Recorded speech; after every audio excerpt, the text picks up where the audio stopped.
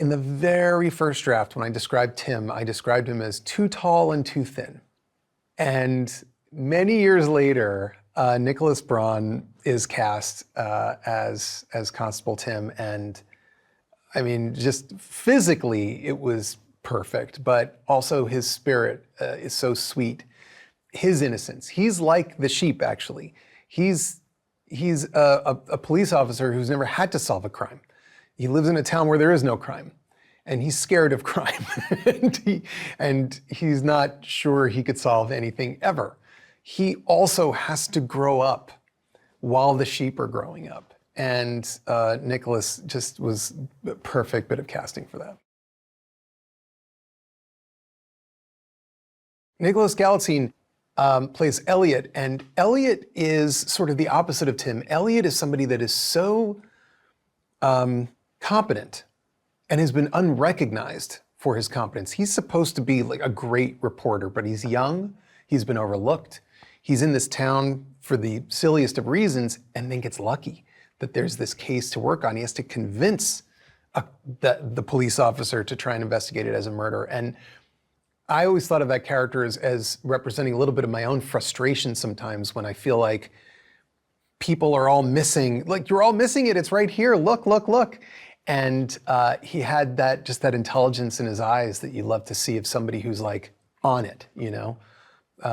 He is in many ways the counterpart to Lily, the detective sheep. It's like even though the police officer is, I guess, technically a detective, really Elliot, the reporter, is the one who's kind of working with Lily to actually solve the crime.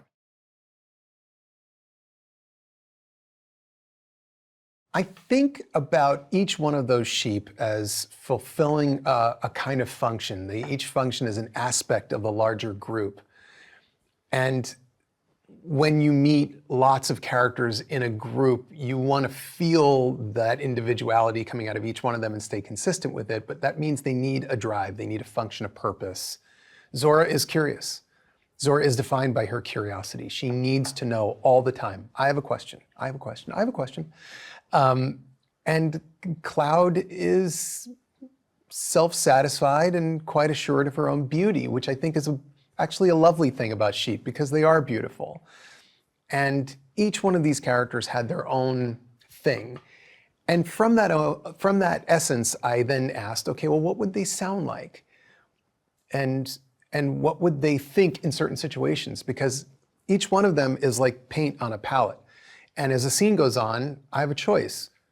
In this moment, I could go to Cloud, I could go to Zora, I could go to Ronnie and Reggie, I could go to Mopple. Which one should I choose and why? And there always must be a reason. Casting the sheep was the big job. That's where you could really get things, you know, on track. And for Lily, it was really important that we had somebody that had a certain inherent authority as an adult while still feeling like they too were a child. So there's this kind of beautiful exuberance in Julia Louis-Dreyfus, a curiosity and a warmth.